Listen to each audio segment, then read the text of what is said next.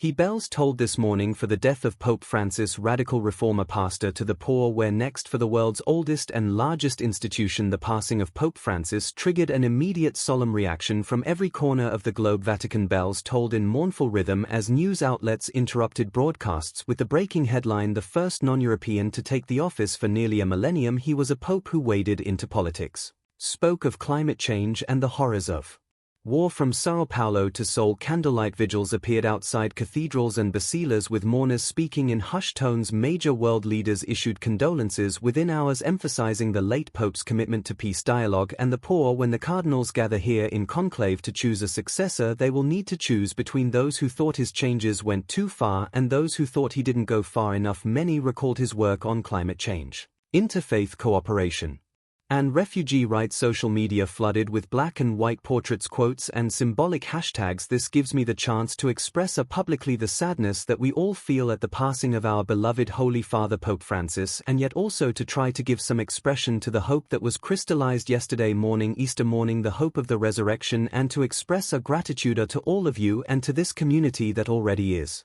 beginning to express a sympathy and condolences to the Catholic family. So thank you. Can I just look, I'm not much if I'm not a preacher, so here's the scoop. Get this, I get up, Joe is willing, my faithful communications man, wakes me up a little after 4 to tell me the somber news that the Holy Father had brought to the Lord, and so I turn to the Bible. We priests and bishops make a promise that every day we say what we call our divine office, and listen, here's the reading for today. It comes from St. Peter, whom we Catholics cherished as the first pope, the first bishop of Rome, named by Jesus when he said, "You are Peter, on this rock I will build my church, I will give you the keys to the kingdom of heaven."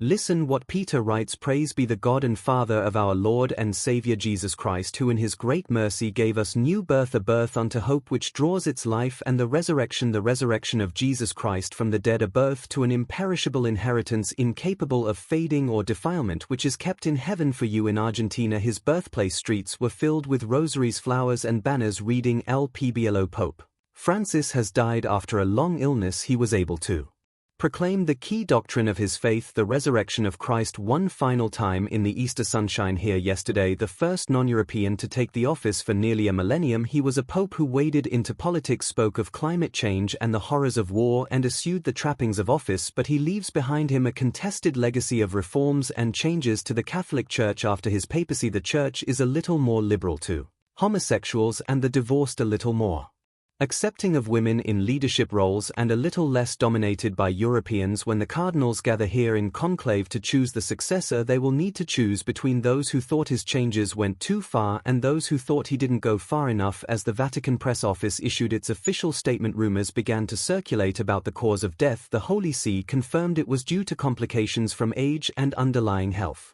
conditions, but internet forums speculated wildly, from secret illnesses to hidden pressures within the Curia. Now Pope Francis was the first Latin American pope born in Buenos Aires into an Italian immigrant family, a reformer determined to open up the church and reach out to marginalized communities. Pope Francis took his progressive message to countries across the world, declaring that the church should be a haven for everyone. Harry Fawcett looks back at his life. Despite the speculation, the global mood remained respectful. Flags flew at half-staff at embassies and Catholic missions. The United Nations held a moment of silence. The world briefly paused together to acknowledge a moral and spiritual leader whose legacy stretched far beyond the boundaries of Catholicism. Is that not providential, Joe? Is that not providential? That'd be the passage from the Holy Bible that we would contemplate on this Easter Monday, and it says it all. This is in Italy they call this a La Festa degli Angeli, Lunad degli Angeli, the Monday of the Angels, the day after Easter, because this is the day that the angels, we remember the angels announcing the resurrection. And remember what the angels said to the women: "Why are you looking for the living among the dead?" We're convinced that even though Pope Francis has passed over from this life to the he still lives. Even though we have rock-solid confidence in the mercy of Jesus, we never take it for granted, so we ask mercy upon his noble and eternal soul. You bet we do. He want us to. He was such an eloquent preacher and divine mercy, but we also offer gratitude to God for the gift that Here was we don't call him Holy Father for nothing, he's the father of our family and there's a death in the family and we're saddened. We use a Latin phrase these days starting about 5 hours ago. The chair is empty, the empty chair, the chair of Peter is empty. With the apostolic palace draped in white and purple banners, the Vatican entered the traditional period known as sedicante. Swiss guards stood solemn at attention guarding the sealed papal apartments. Cardinals began arriving quietly at Fiumino Airport, each one aware of the weight of what was to come. Born in Argentina in 1936 of Italian heritage, Jorge Bergoglio suffered pleurisy as a young man and had part of a lung removed, a sign of respiratory problems to come. He found his vocation aged 22 and rose through the ranks of the church during the disappearances of the so-called Dirty War of the 1970s. He always denied accusations. He submitted to the military dictatorship of Jorge Videla, telling a biographer he intervened with him secretly to save lives. At the height of international concern about HIV/AIDS, he kissed and washed the feet of sufferers, trying to end the stigma, and he favored simple digs and public transport over official cars and residences. For all the shift in tone that brought his papacy, he was no arch-liberal. He followed traditional doctrine on the ordination of women and on gay marriage. He led a landmark Vatican conference on child sex abuse, kissing the hand of a survivor but drawing criticism from many others who accused him merely of repeating general promises behind closed doors. Discussions began not only about who would succeed Pope Francis but also about the future direction of the Church in a deeply divided world. He wasn't afraid to take on other political issues, advocating on behalf of refugees, urging negotiations to end the war in Ukraine. He advocated too for greater tolerance of LGBT members of the Church, saying priests should be allowed in some circumstances to bless same-sex unions.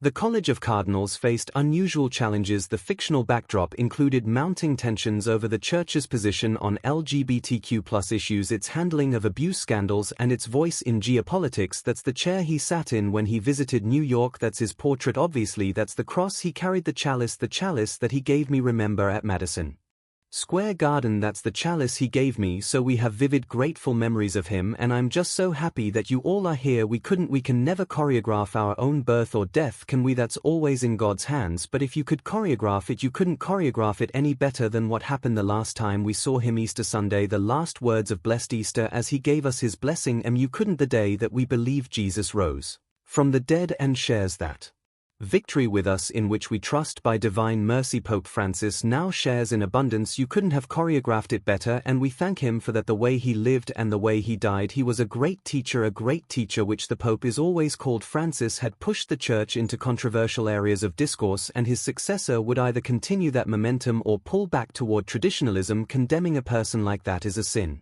Criminalizing people of homosexual tendencies is an injustice. But last year the Vatican had to apologize after the Pope was quoted as telling bishops using an anti-gay slur that there was already too much homosexuality in Catholic seminaries. Since early 2023, the severity of Pope Francis's health problems had been becoming ever clearer. His last years marked by repeated bouts of breathing difficulties, flu, bronchitis, intestinal surgery, as well as deteriorating mobility. Vatican analysts and journalists speculated whether the next Pontiff would come from Africa or Asia, reflecting the shifting demographics of global Catholicism. Well, a short time ago, Krishnan Girthy spoke to Cardinal Vincent Nichols, the Archbishop of Westminster, and began by asking about Francis's strengths and why he was so effective as Pope. Well, I think that the measure of sadness and messages that are emerging today indicates that indeed he had a reach and a capacity to touch people that was very immense. So I think his gifts were in meeting people and are engaging with them and giving the sense that at this moment you were the most important thing in my heart, in my thoughts, that then translated into a remarkable ability to capture things in a gesture. So I remember well his greeting of a man with a terribly deformed face in St. Peter Square in front of all the cameras. Meanwhile, inside the Sistine Chapel, preparations began for the conclave. Ancient rituals unfolded as modern